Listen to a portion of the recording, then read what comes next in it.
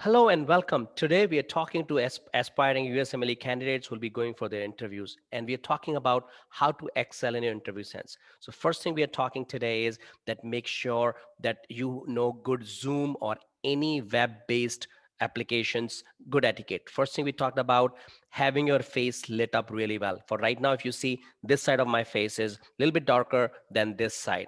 Reason the window is this side as well. So first comment we are making is then make sure that you have a lamp right behind your computer if you're not facing to a window, so then your face is lit up both equally as well. You want to have as much as bright possible, maybe not too much, but at least you can have a notch up brighter than usual room brightness.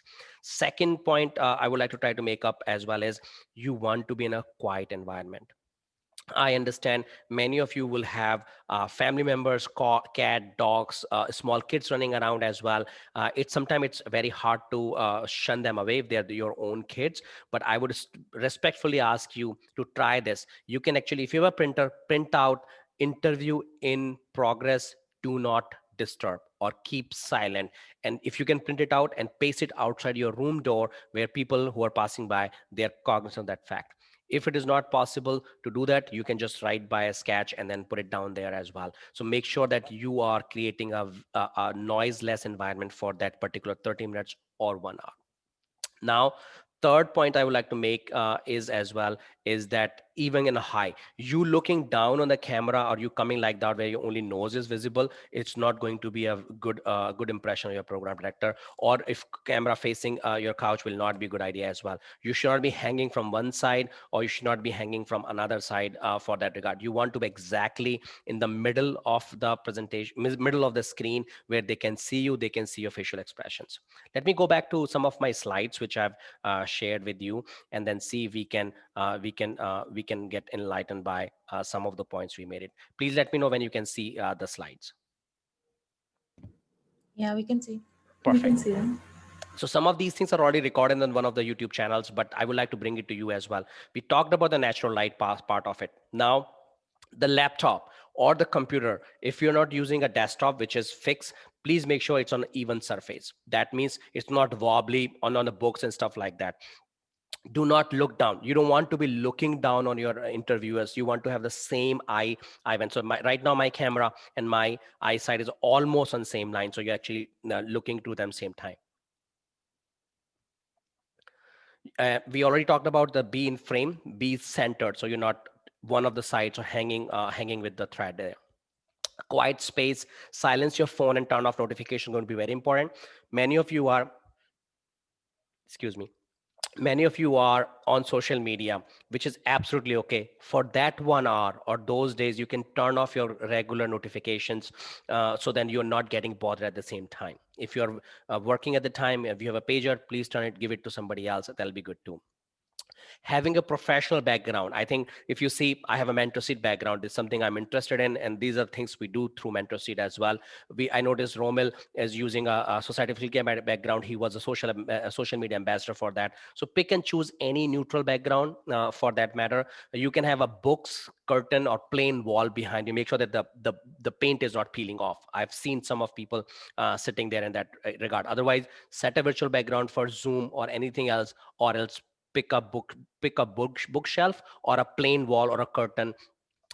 The only caveat for picking up curtain is that usually curtains are on window, and if you're picking up that, then your back is towards the light, so you have to fix the lighting part of it. Remove any unwanted items that you don't want to be seen. People pay a lot of attention, especially program directors, what is right behind you, in that regard. I cannot emphasize enough. That's the first time I talked about makeup.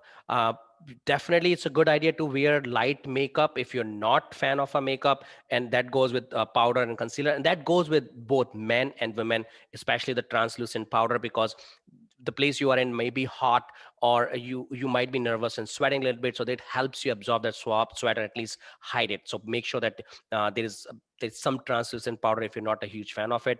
And then zoom touch up button, if you have a professional zoom, you can actually utilize those things as well. Now, coming back to the main points, once you have figured out the physical location and then silencing the background, making eye contact all the time is going to be really, really important. You should not be doing what Romil is doing right now. When program directors are speaking, what you should be doing is you're looking at them. When you're looking at them means you're looking at their face, you're looking at their mouth, what they're saying it. And when you're answering, you should be answering, looking at the camera once in a while as you're trying to read their faces as well. Don't forget to smile. You'll be nervous, you'll be sad looking like Romil right now, for no good reasons, but smile once in a while. When you're speaking, when smile. When you're talking about yourself, smile. That goes long way. No program director wants to see a sad looking face. You can write it down for me. Now, maintaining posture is going to be very important. You should not be leaning back on your chair and just thinking that you're doing any favor to a program director.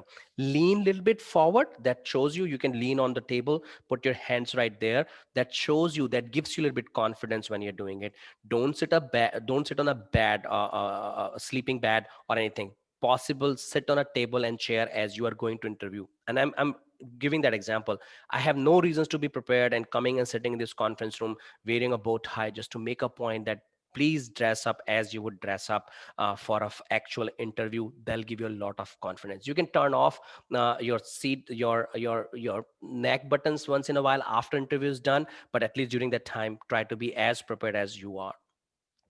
Check your microphones, check your earphone, practice with your friends, family, brother, sister, husband, wife, boyfriend, girlfriend, mom, dad, or this group itself. You guys are so close to each other, or at least I like to think that way. You can actually help each other. Have a male to male interview practice, have male to female or female to male practice with same gender and opposite gender, so you can test out your strengths, you can test out your microphone volume, you can test out if everything is looking good all as well. So one time you can speak and another time somebody else can speak as well, and you can give them a feedback in a constructive manner. Next slide. Okay, now coming to the part when you are there. So as I said, I rather be a minute, 5 minutes earlier than a minute late. In this slide, I'm putting down be at least 10 minutes before your interview start. That's why you have to have gaps in your interview. That gives you chance to relax. Just sit down, look at your CV, just read about those things, and in the last minute, just relax. Don't You're there, you're prepared, and then you log in few minutes before the interview starts. You don't need to log in and wait there for that matter. And for God's sake, if you're doing that, please mute yourself, your camera and your camera as well as your mic. CV, you've already sent it to them. Print and keep it next to you as well, and let them know that you'll refer to it, because sometimes they'll ask some questions from CV. You don't want to be turning around pages and looking for it, or going on online and printing it out. So keep a printout with you all the times, just in case you have to do it. And don't staple it. You can put the separate pages with page number, so then you can just slide them off rather than flipping the pages. Prepare rehearse questions, and generic questions are online, and we can go with some of these questions as we go along. About research about the program, display your knowledge. Okay, do not shy. Many people who grew up or went to medical schools outside America, they are shying on displaying that knowledge. People will not ask you how to treat a sepsis. People will not ask you how to diagnose pneumothorax. People will not ask you those things. Sometimes they'll ask behavioral questions. The program directors or the hiring committee, you display your knowledge by telling how much you know about the program. That's a research I want you guys to do as well. A program and its unique qualities, bring them up, ask for opportunities. What When they ask you question, just don't sit around there and just don't ask any question.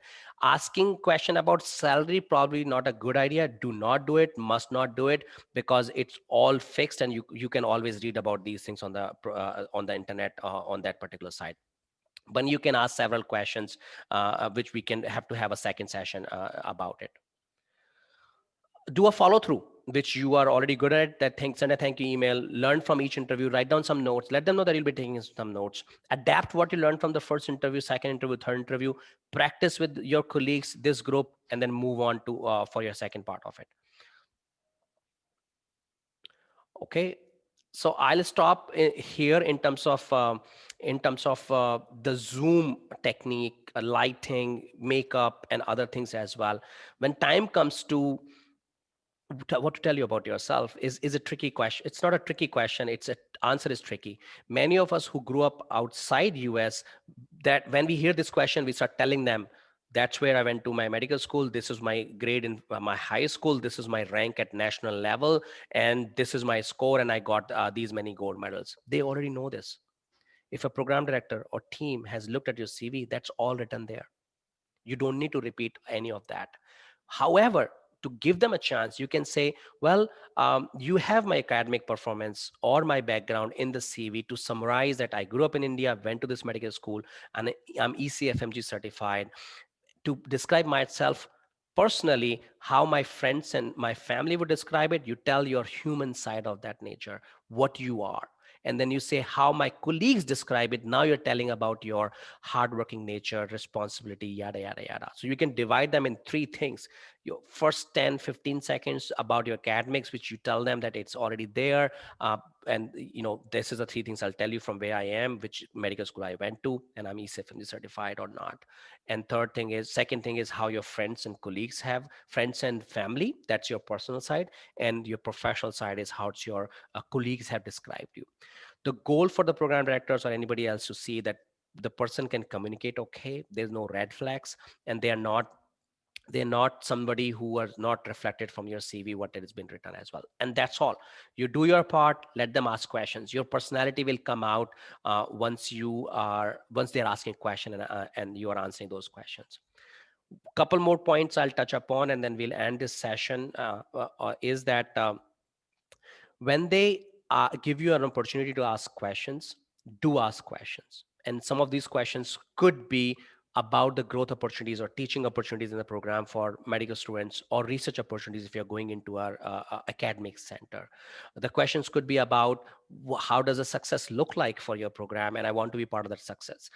Is there a fellowship? If it's an academic program, what is their fellowship rates, or where usually other people, the for current residents are matched into after the residency program. So you can, they are all, I have a full session on that, what questions need to be asked at as well. But wait for those things. Please do not ask salary questions. Please do not ask, oh, do we have a research opportunity program? Every single program director will tell you, yes, there is a research opportunity program. Don't waste your question, opportunity, or time as well. There's a limited time. You want to make an impression about yourself, and you need to pick up something from your own personality to tell them so they can remember you by that. Romil said diathlon. I think Ishita said swimming or piano part. Those things will stand out. You don't need to make up these things. If you have not done that, you can't do it in the next 5 days. So pick on something you have really done it. It could be as small as pulse polio part, but let me take that word back. Every single of you have written in your CV that you were part of pulse polio in India. So don't do that. That's a very common thing. I'm giving an example. If you did something really, really well, or your experience in America as Viraj working in a clinic, or publication you looked into, this is during COVID-19. I think this time is for you to get associated with COVID-19. What you did, especially speak about your first author papers or the part you did it as well. And that will be really, really important. So what we have covered so far is your etiquettes, to be on time, being a good online system, practicing about it. Second is telling about yourself very briefly, and we can have another 1 4 hour lecture on going into detail about what words you should choose, what should be a sequence as well, and what you want to enhance from your own CV. Because everybody can say I'm hardworking. What does it mean? Nobody's going to say I'm lazy and you should take me because I'm lazy. No. So you have to make sure that it is personalized when you're telling them. And third thing we talked about is that don't miss out opportunity of asking question when they ask you, and then really ask these some of the intelligent question rather than the salary, can I do research in your program, and so on and so forth. Mostly in community based program, even asking that question is not a good idea, because they have limited resources and you might not be able to do it. So be cognizant of the fact. And then last thing is be thankful, practice, and then go and then help each other out. One thing which I noticed, you might have noticed in me as well, the vocal variety, eye contact, which I'm doing right now, as well as using the filler words, ums and ahs and so's and and. The slower you are, your mouth catches up your brain. it's good idea for you not to use those filler words. And this comes from the practice. Many of us are doing Toastmasters, which Romel will come to Mayo, then I'll make you join Toastmaster to practice these things as well. Be cognizant of the fact that if you're using too many filler words, you're not making eye contact, that will not help you enhance your interview skills. So by this, I'll end this recording. Do join our channel and like and subscribe it, and let us know in comments what you would like to add to this conversation. Thank you.